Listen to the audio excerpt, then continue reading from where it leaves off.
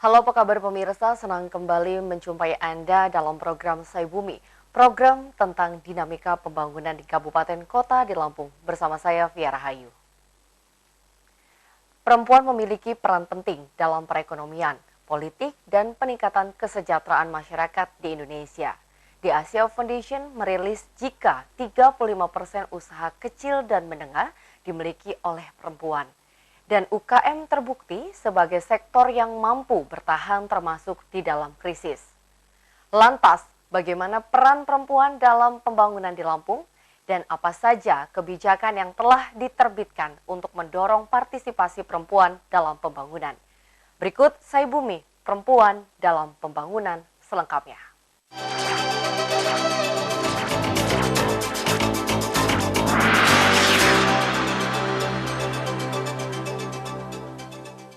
Keberadaan perempuan yang menduduki jabatan penting di pemerintahan, legislatif, dan bisnis merupakan kemajuan dalam upaya pemberdayaan perempuan.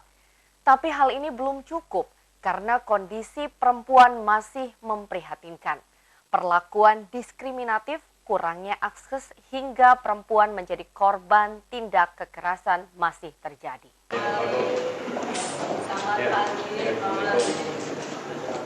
Perempuan bisa menjadi aktor strategis di dalam pembangunan. Tidak hanya pembangunan di desa-desa, tetapi juga pembangunan secara nasional. Seiring berjalannya waktu, perempuan mulai bangkit dan berhasil membuktikan keberadaan mereka layak untuk diperhitungkan. Kecerdasan serta kepiawaian perempuan Indonesia tidak bisa lagi dianggap remeh. Indeks pemberdayaan gender Indonesia naik dari 71,39 pada 2016 menjadi 71,74 di 2017. Indeks pemberdayaan gender Indonesia naik dari 71,39 pada 2016 menjadi 71,74 di 2017. Satu hal yang perlu digarisbawahi, tingkat pendidikan perempuan rata-rata lebih tinggi dari laki-laki. Tetapi tingkat partisipasi angkatan kerja perempuan justru lebih rendah dibandingkan laki-laki, yakni hanya di angka 55%. Menurut survei Angkatan Kerja Nasional 2018 yang dirilis oleh BPS, proporsi laki-laki dalam sektor kerja formal hampir 2 kali lipat dibandingkan perempuan. Mirisnya dalam 10 tahun terakhir, tren proporsi tersebut cenderung stagnan, bahkan perempuan bekerja masih sangat rentan untuk terpapar economic shock. Dan sekitar 26% pekerja perempuan adalah pekerja sektor rumah tangga. Dan 89% perempuan pekerja dengan keterampilan menengah hingga rendah. 200 gram. Saya jawab 1.200 ya. Iya ya, karena ya. Pemirsa, kita akan membahas lebih dalam topik perempuan dalam pembangunan dengan dua narasumber yang telah hadir di studio kita. Yang pertama, kita akan sapa terlebih dahulu anggota DPRD Metro Ria Hartini. Halo Ibu, selamat pagi. Apa kabar? Alhamdulillah baik. Dan yang kedua, tentu saja ada Ibu Ana Morinda, seorang tokoh perempuan di Kota Metro. Halo Ibu. Halo, apa kabar Pia? Assalamualaikum pemirsa. Baik pemirsa di rumah, kita akan lanjutkan kembali untuk topik kita pada hari ini. Yang pertama nih, dengan Ibu Ana Morinda, yaitu seorang tokoh perempuan di Kota Metro. Bu, apa sih Bu yang terlintas di pikiran Ibu dengan kata seorang perempuan? Kuat. Kuat? Yes, perempuan itu kuat. Perempuan itu menanggung banyak beban. Dia melahirkan, dia menstruasi, dia juga mengurus rumah tangga. Tetapi di era modern hari ini banyak sekali kemudian perempuan juga yang berkiprah di luar rumah. Oke, berarti di dalam rumah dan juga di luar rumah. Ya. Itu seimbang ya Bu. Nah, kalau menurut Ibu Ria Hartini, tanggapannya terbenak kata perempuan. Iya. Sama ya seperti yang sudah disampaikan Bu Ana, ya salah satunya kita harus kuat dan bisa melakukan apa yang bisa dilakukan sama kaum Adam tentunya. Kita harus sama ya Bu Ana nih, langsung Bu Ana nih. Bu Ana kan pasti berpikir banyak di luar sana, banyak seorang laki-laki juga yang berpikir nggak boleh nih. Perempuan itu nggak boleh keluar rumah. Yang penting harus dalam rumah. Menurut Ibu Ana sendiri? Iya, dalam undang-undang kita sudah sangat jelas ya bahwa perempuan di Indonesia itu mendapatkan tempat yang setara dengan laki-laki, Via. Saya kira ini tinggal lagi kaum perempuannya sendiri bagaimana kemudian terus berusaha mengupgrade dirinya dan kemudian meyakini dalam dirinya bahwa dia adalah makhluk yang setara. Itu yang pertama. Yang kedua, saya adalah seorang Muslim. Dalam agama saya, perempuan dan laki-laki itu yang dinilai adalah dari ketakwaannya kepada Allah Subhanahu wa taala. Itu adalah juga pengakuan agama terhadap perempuan itu sebagai insan yang setara yang dilihat dari ketakwaannya kepada Allah Subhanahu wa taala. Sehingga kemudian isu-isu perempuan nggak boleh keluar rumah, saya kira ini sudah nggak update lagi ya Pia, karena kalau kita lihat hari ini begitu banyak perempuan Indonesia yang menjadi pemimpin dan beraktivitas di luar rumah sama dengan kaum laki-laki. Tapi kan tentu saja wanita di sini juga pasti mempunyai kewajibannya juga dong Bu Iya ya. dong, kita nggak boleh lupa fitrah kita. Betul. Nah menurut Ibu Riartini juga nih, kan pastinya kalau menurut Bu Ana kita harus sama semuanya. Nah kalau menurut Bu Riartini sendiri gimana nih Bu menanggapi banyak laki-laki di luar sana yang kita tuh nggak boleh keluar rumah? Iya, kalau menurut saya pribadi ya untuk tidak keluar rumah atau tidak melakukan aktivitas seperti yang dilakukan kaum Adam itu zaman sekarang sudah nggak lagi ya. Sepertinya kita harus bisa seperti yang dikatakan Bu Ana tadi melakukan apa yang dilakukan kaum laki-laki. Intinya kita harus bersemangat. Kesetaraan gender itu tadi yang harus kita sekarang ini untuk jadi kita di kehidupan kita sehari-hari. Kehidupan kita sehari-hari, benar ya Bu. Dan menurut Ibu Ria sendiri juga, Anda kan merupakan salah satu perempuan yang berhasil masuk ke dalam lembaga DPRD nih Bu.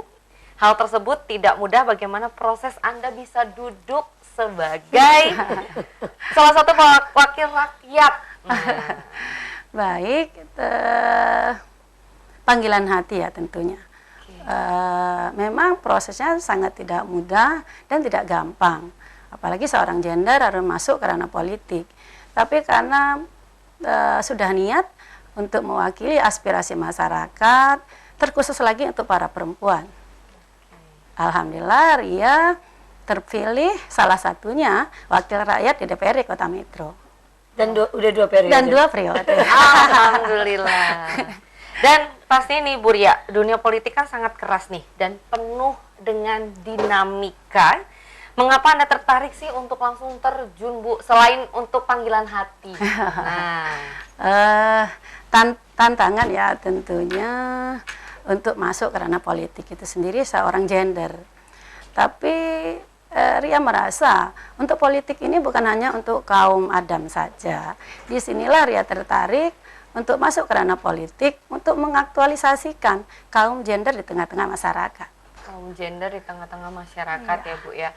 Nggak harus semuanya yang sebagai wakil rakyat itu pria semua. Ya. Harus berwarna-warni, benar nggak sih Bu? Ya. Dalam hidup. Ya. Kita juga bisa menyimbangi dengan kaum-kaum Adam di sana. Kita juga punya kemampuan, benar ya Bu ya. Ya. Dan tentu saja apa nih Bu tantangan Ibu yang bisa Ibu hadapi saat masuk ke lembaga legislatif? Oh ya. Tentunya saya harus proaktif ya berkenaan dengan tugas dan fungsi saya sebagai DPRD Kota Metro, yaitu berkenaan dengan budgeting dan legislasi pengawasan tentunya. Yang berpihak kepada perempuan. Yang berpihak pada perempuan tentunya. Nah, ini sangat menarik sekali pemirsa. Kita akan mengulik lagi tentang sosok seorang Ibu Ria dan juga Ibu Ana Murinda setelah pesan-pesan berikut ini.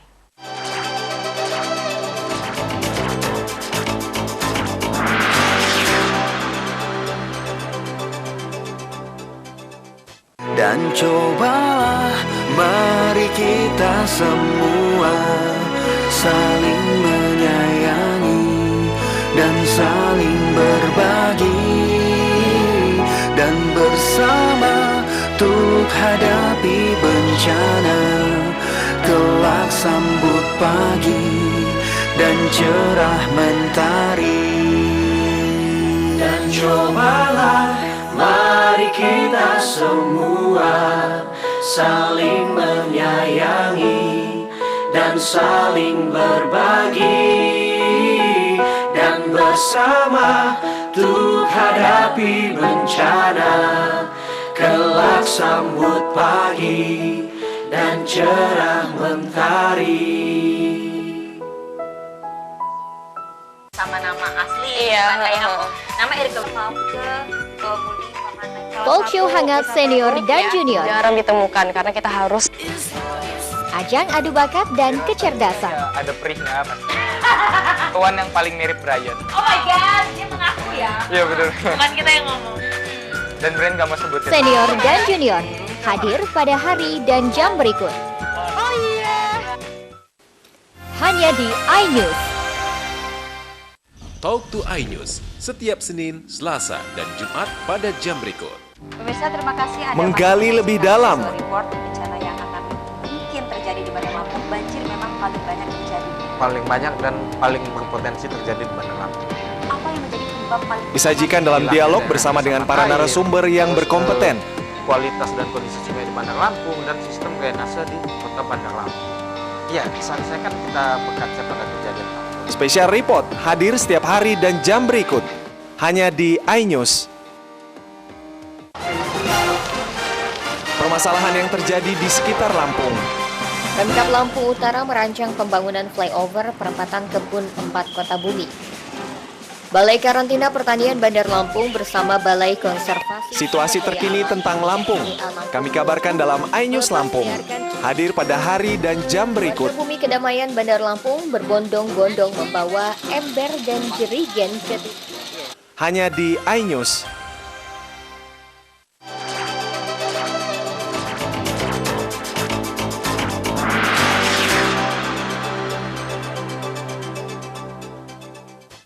Terima kasih pemirsa, Anda masih bersama saya Bumi. Kita lanjutkan kembali dengan topik kita yaitu perempuan dalam pembangunan. Bu Ria, kita langsung lanjutin ke tadi. Tantangannya tadi aku dengar ada budgeting, ya kan? Nah, ada contoh hal lain lagi nggak sih Bu untuk menghadapi tantangan-tantangan tentu saja Ibu sebagai wakil rakyat?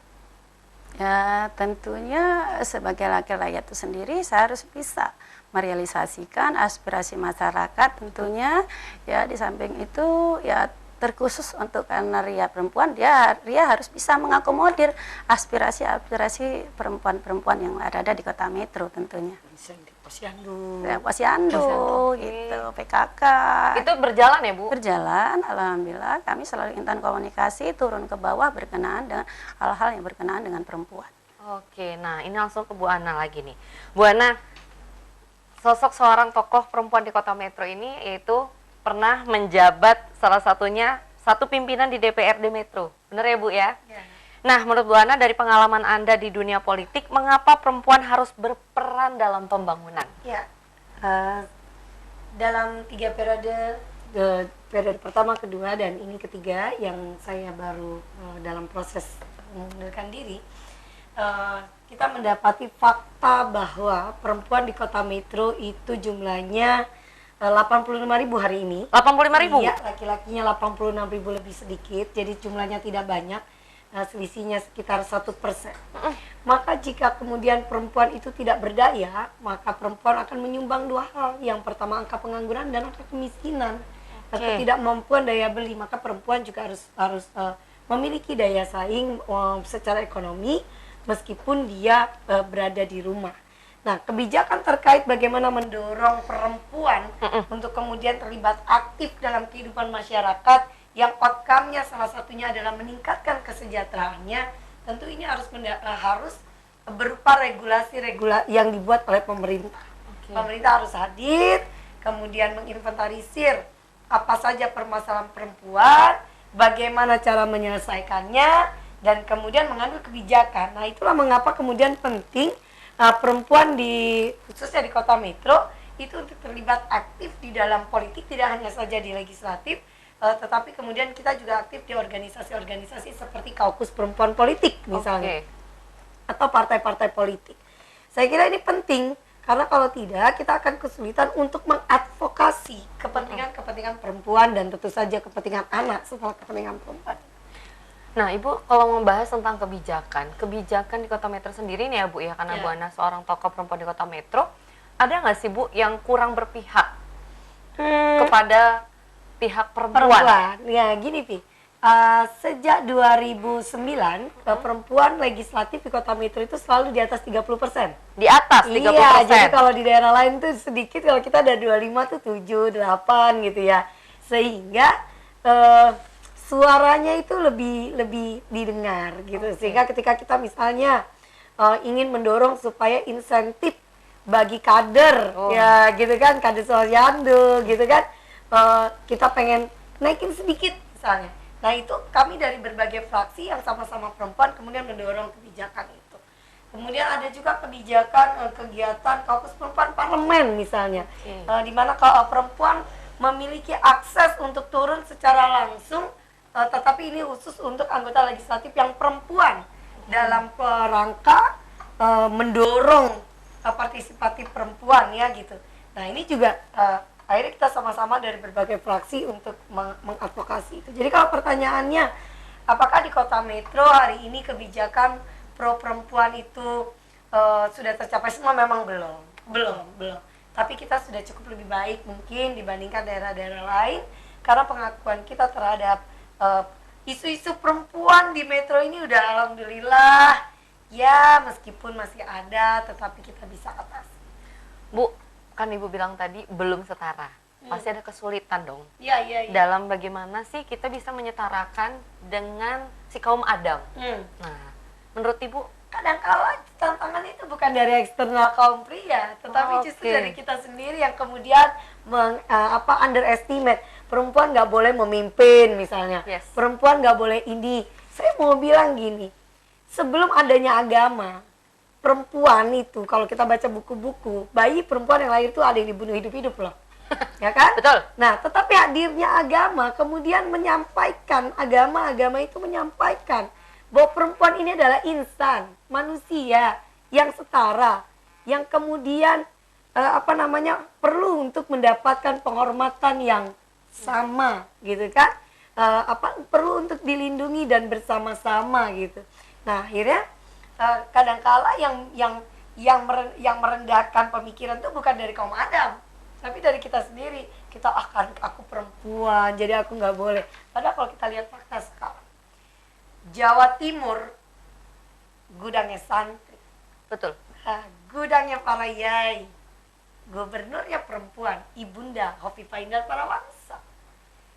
Ya, kemudian Surabaya, bagaimana Surabaya dari kota yang mohon maaf dulu terkenal dengan kekumuhan, sekarang menjadi salah satu kota yang paling keren. Kalau di Indonesia, salah satu kota tujuan, bagaimana sistem bergerak, kebersihannya, hijaunya, menurunkan suhu bumi segala macam. Di sana juga kotanya sangat religius. Wali kotanya perempuan, Ibunda Tri Risma hari ini. Saya kira hari ini membicarakan isu perempuan, kita lebih kepada bagaimana yuk sesama perempuan kita sama-sama mulai menyadari deh, kita adalah madrasah pertama untuk anak-anak kita. Maka perempuan harus mendapatkan pendidikan yang tinggi dan mendapatkan tempat yang setara dengan laki-laki. Harus setara ya, Bu? Harus setara, karena memang Tuhan menciptakan kita untuk bersama-sama di muka bumi dalam pasangan yang setara, yang dinilai dari seberapa besar ketakwaan kita, bukan dari jenis kelamin. Wah, luar biasa sekali. Ini topiknya sangat penting banget nih ya untuk seluruh pemirsa di rumah, apalagi untuk kaum perempuan. Tapi kita akan lanjutkan kembali setelah pesan-pesan berikut ini.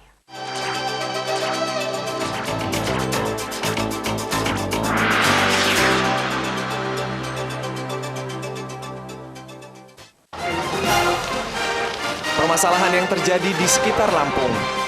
Pemkab Lampung Utara merancang pembangunan flyover perempatan Kebun 4 Kota Bumi. Balai Karantina Pertanian Bandar Lampung bersama Balai Konservasi Situasi terkini tentang Lampung kami kabarkan dalam iNews Lampung.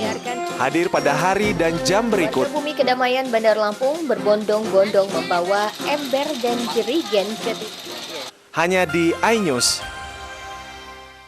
Pemirsa, terima kasih Anda Menggali masih lebih menyaksikan dalam. Visual Report bencana yang akan mungkin terjadi di Bandar Lampung. Banjir memang paling banyak terjadi. Paling banyak dan paling berpotensi terjadi di Bandar Lampung. Apa yang menjadi penyebab paling Disajikan dalam dialog bersama dengan para narasumber yang berkompeten. Kualitas dan kondisi sungai di Bandar Lampung dan sistem drainase di Kota Bandar Lampung. Iya, diselesaikan kita berkaca pada kejadian itu. Spesial report hadir setiap hari dan jam berikut. Hanya di iNews. Indonesia bangga. Hanya di iNews.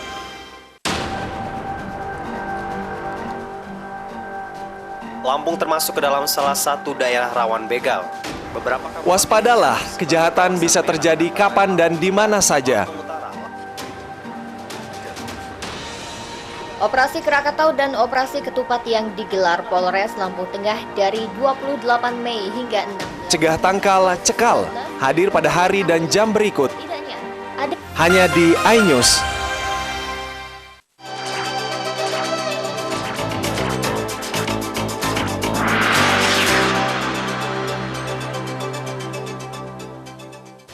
Terima kasih pemirsa Anda masih bersama kami. Baik, kita lanjutin kembali nih kepada Bu Ria. Nah, Bu Ria, Via mau tanya dulu nih sama Bu Ria. Bu Ria, sebelum turun sebagai wakil rakyat, seorang Ibu Ria ini sosok seorang pengusaha kah?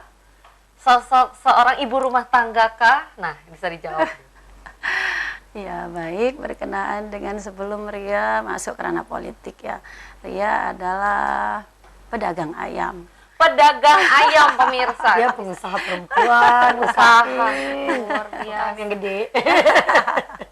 Pedagang ayam bisa turun sebagai wakil rakyat. Ada dorongankah dari sosok suami kah Ibu atau dari anak-anak kah?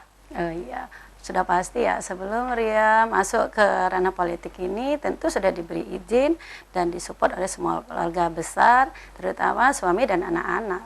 Oke, nah Ibu pasti ada seorang tokoh panutan Ibu yang sebagai cerminan. Nah ini boleh tahu nggak siapa Bu? Salah satunya yang di samping saya. Oke. Dia adalah guru saya.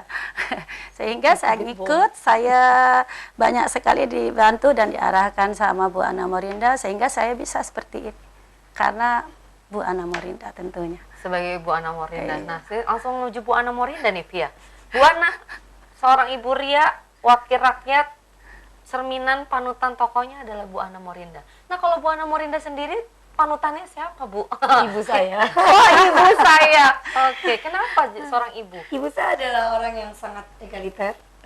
Beliau adalah seorang aktivis perempuan di organisasi perempuan, salah satu perempuan Islam, yang kemudian mengajarkan bahwa kamu harus berani, kamu harus mampu mengemukakan pendapatmu, gitu. Kamu nggak boleh takut untuk membicarakan hal yang menurut kamu itu benar, dan kemudian mengadvokasi kebenaran. Dari kecil ibu saya mengajarkan bahwa kamu kamu perempuan tapi bukan berarti perempuan itu lemah, gitu. Kita semua, saya perempuan 7 orang di rumah semuanya bisa nyupir. 7 orang? Iya, 7 orang perempuan bisa nyupir, bisa benerin genteng, bisa beresin bak, bisa nyemen, bisa semua. Kami melakukan pekerjaan tidak mengenal jenis kelamin, gitu. Jadi kakak-kakak saya yang laki-laki juga bantu masak, bantu nyapu, gitu. Ibu saya memberikan contoh pendidikan keluarga bahwa perempuan dan laki-laki itu setara dan memiliki hak yang sama. Itu yang kemudian ketika saya dewasa, saya juga menularkan itu kepada banyak perempuan ya juga. Kalau kan ada tuh kalau kita perempuan tuh kalau lihat perempuan sukses nggak senang. Nah ini nggak benar. Nah betul.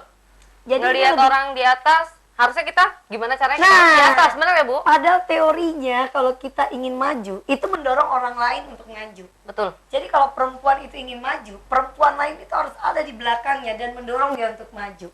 Otomatis badan dia akan terdorong, Tetapi Bergerak kalau ya, Bu? bergerak ke arah mendorong dan ikut maju. Tapi sebaliknya ketika dia menarik, ya dia juga ikut ke belakang gitu. Nah ini yang kemudian kita ya menyampaikan kepada lebih banyak perempuan, ayo deh kita sama-sama.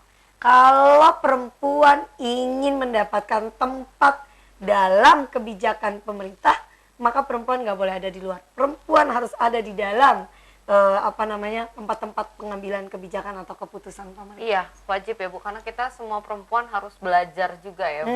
Harus ya, belajar, betul. jangan pernah males, jangan pernah iri terhadap kesuksesan orang lain. Iya, justru Betul. kita harus dorong Betul. dan saling menyemangati supaya apa? Kalau orang tersebut sukses, maka kita juga akan terdorong untuk melangkah menuju sukses.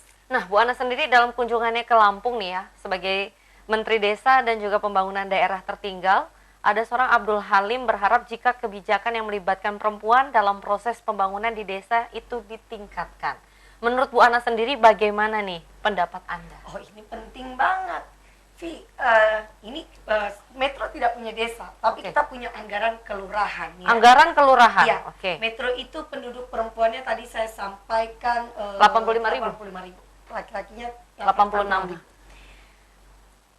Kita sudah harus mulai berpikir bagaimana memanfaatkan anggaran itu yang outcome-nya adalah peningkatan kesejahteraan. Tapi ketika perempuan itu tidak keluar rumah, dia tidak perlu keluar rumah, tapi dia berdaya secara ekonomi. Nah, salah satu yang didorong dari Kementerian Desa adalah memanfaatkan lahan kosong. Nah, kalau kita di Metro ngomongnya ini urban farming, pertanian perkotaan. Ini sebenarnya cultural farming, village farming bisa juga kalau dia didesakan gitu.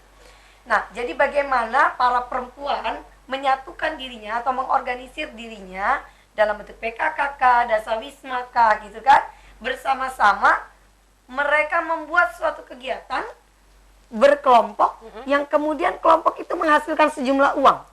Di mana mereka akan mendapatkan feedback atau bagian uangnya dari keuntungan kegiatan itu. Ini sebenarnya adalah salah satu fokus pemerintah. Ada dua sebenarnya ini. Yang pertama memang untuk meningkatkan kesejahteraan keluarga. Itu yang pertama ya, Bu? Iya, di mana perempuan bisa menjadi salah satu motornya untuk menjadi pendapatan pendamping dari yang dihasilkan oleh suami. Jadi kalau suaminya itu misalnya pendapatannya hari ini UMR, perempuannya mendapatkan pendapatan meskipun tidak keluar rumah, nah mereka akan bisa mendapatkan pendapatan yang kedua. Ini penting untuk meningkatkan ketahanan pangan kita, kedaulatan pangan kita, apalagi sekarang era COVID. Era COVID ini, Bu, pesan terakhir deh untuk seorang perempuan di Metro, khusus di Metro dan juga untuk seluruh Kota Bandar Lampung. Iya, perempuan jangan takut untuk menggantungkan cita-cita dan impian setinggi langit. Karena kalau cita-citanya setinggi langit, jatuh pun itu di antara taburan bintang-bintang. Oke, terus dan bersemangat. Menurut Bu Ria, pesan deh untuk pemirsa di rumah untuk sosok seorang perempuan. Iya, kalau menurut saya perempuan harus maju dan semangat terus menjadi unggul, menjadi yang lebih baik ya, menjadi yang lebih sukses dari yang hari ini tentunya. Baik, terima kasih Ibu Ria, Ibu Ana Morinda, sangat berinspirasi sekali untuk kita semua sebagai seorang perempuan. Dan masih banyak sekali tantangan yang dihadapi dalam upaya pemberdayaan perempuan. Peran perempuan dalam pembangunan dapat dimaksimalkan dengan meningkatkan kualitas hidup, terutama akses terhadap pendidikan, kesehatan, dan hukum, politik, dan ekonomi. Baik pemirsa, terima kasih Ibu Ria Hartini dan juga Ibu Ana Morinda sudah hadir di studio kita pada hari ini. Saya Fia Rahayu dan kru yang bertugas undur diri. Jangan lupa patuhi protokol kesehatan dengan memakai masker dan mencuci tangan dengan sabun dan air mengalir. Sampai jumpa dan wassalamualaikum warahmatullahi wabarakatuh.